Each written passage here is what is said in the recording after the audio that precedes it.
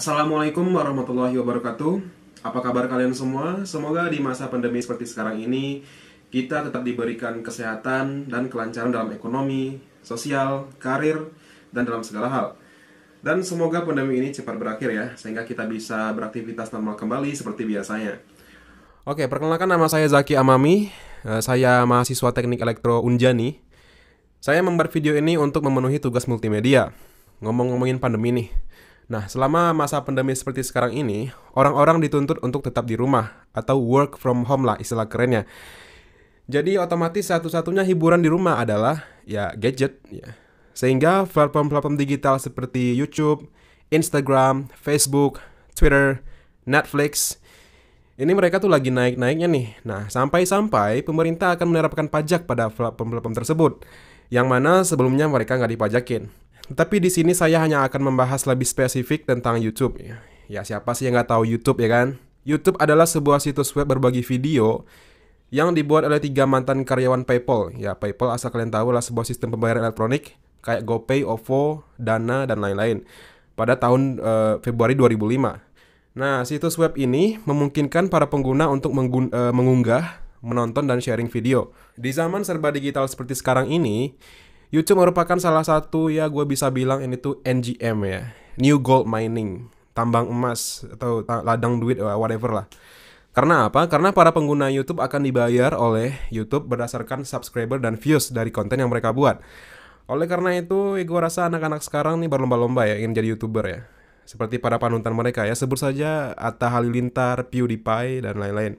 Mostly dari kita itu cuma tahu cara pakainya aja. Si YouTube ini banyak yang nggak tahu how YouTube work, how their system work, manajemen ya pokoknya secara teknis lah ya. Nah sama seperti platform lain, platform digital lain maksud saya, YouTube menggunakan sistem cloud computing. Nah cloud computing ini adalah sebuah proses pengolahan daya komputasi melalui jaringan internet yang memiliki fungsi agar dapat menjalankan program melalui komputer yang telah terkoneksi satu sama lain pada waktu yang bersamaan. Nah, teknologi cloud computing ini menjadikan internet sebagai pusat server dalam pengelolaan data, seperti gambar di sini. Sistem ini memudahkan pengguna untuk login ke internet, agar mendapatkan akses untuk menjalankan program atau aplikasi tanpa harus menginstal aplikasi tersebut.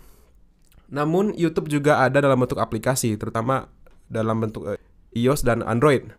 Nah, kelebihan prosesnya lebih cepat, prosesnya lebih cepat dan bisa save playlist dan download video. Nah, karena tidak perlu melakukan instalasi pada aplikasi, maka untuk media penyimpanan data dari pengguna juga disimpan secara virtual, sehingga tidak akan terbebani dengan penggunaan memori yang ada di komputer.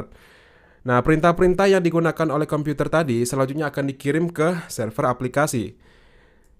Setelah perintah diterima oleh server aplikasi, maka data akan diproses, yang akhirnya pengguna akan menerima video dan video akan di-buffering atau di-download beberapa detik lebih awal daripada pemutaran agar videonya nggak putus-putus. Nah, kurang lebih gitu. Nah, perintah yang diberikan dalam penggunaan aplikasi tersebut akan langsung terintegrasi secara langsung dengan sistem cloud computing yang ada di komputer. Pengguna hanya memerlukan jaringan internet agar dapat menjalankan aplikasi tersebut tanpa perlu melakukan instalasi. Oke, kita lanjut ke arsitektur dan infrastruktur pada YouTube. Yang pertama di sini ada Python ya. Python ini merupakan bahasa pemrograman yang populer dan banyak digunakan oleh para data analysis, data scientist, dan para software engineers untuk menjalankan proses pembangunan sebuah aplikasi dan untuk menggali lebih dalam tentang machine learning. Nah, Python yang kita rasakan dalam kehidupan sehari-hari itu kayak AI, artificial intelligence, atau kecerdasan buatan, dan aplikasi web special effect pada film Hollywood seperti CGI atau Computer Generated Imagery. Yang kayak film Avengers Endgame itu loh, itu hampir 80% itu berbasis CGI. Nah, yang kedua ada C dan C++. Bahasa C seperti yang kita ketahui adalah bahasa pemrograman yang digolongkan sebagai bahasa pemrograman tingkat tinggi. Nah, kalau C++ adalah pengembangan dari bahasa C sendiri. Perbedaan keduanya adalah seperti pada bahasa C++ sudah terdapat fungsi virtual dan orientasi objek, sedangkan di C belum.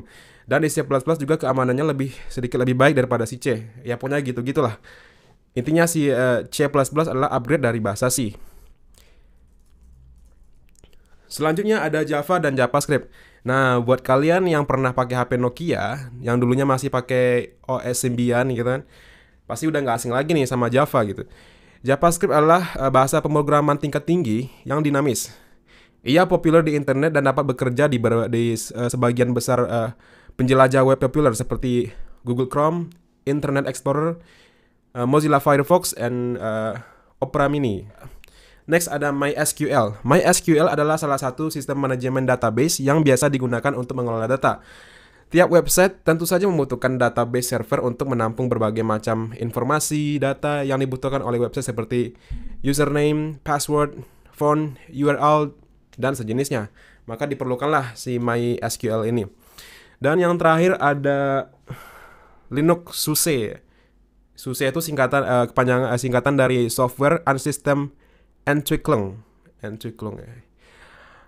Jadi Linux SUSE ini adalah sebuah sistem operasi komputer yang dikembangkan oleh SUSE. Dia berbasisnya di Jerman untuk dibangun di atas kernel Linux open source yang gratis dan didistribusikan dengan perangkat lunak sistem dan aplikasi dari proyek open source lainnya. Di slide selanjutnya kita ada Network and Server Management atau manajemen jaringan dan server. Nah, YouTube ini mereka pakai CDN atau Content Delivery Network. CDN adalah sekelompok server yang ditempatkan di berbagai lokasi untuk menyebarkan konten web ke seluruh wilayah geografis yang luas. Jadi fungsi CDN ini sebenarnya apa sih gitu? Jadi yang dilakukan oleh CDN ini adalah meningkatkan kecepatan pengiriman data melalui jaringan server kepada visitor dari lokasi terdekat yang paling memungkinkan. Contohnya gini. Katakanlah lokasi visitor berada di India, nah sedangkan server dari website Anda berada di US. Karena jarak antara lokasi visitor dan server, pengiriman konten memerlukan proses waktu yang lama.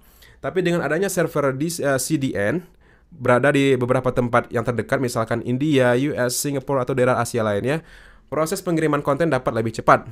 Nah, selanjutnya ada Google Data Center. Google Data Center adalah pusat data besar yang digunakan Google untuk menggabungkan penyimpanan digital seperti hard drive dan SSD. Jadi bentuknya itu kayak node komputer yang diatur dalam lorong rak ya, seperti gambar di samping. Juga terdapat jaringan internal dan eksternal, kontrol lingkungan seperti sistem pendinginan yang luar biasa masif ya gitu ya.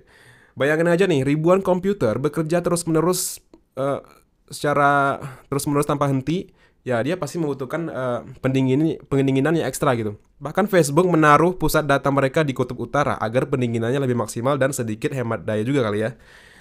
Dan perangkat lunak operasi terutama karena menyangkut load balancing dan toleransi kesalahan.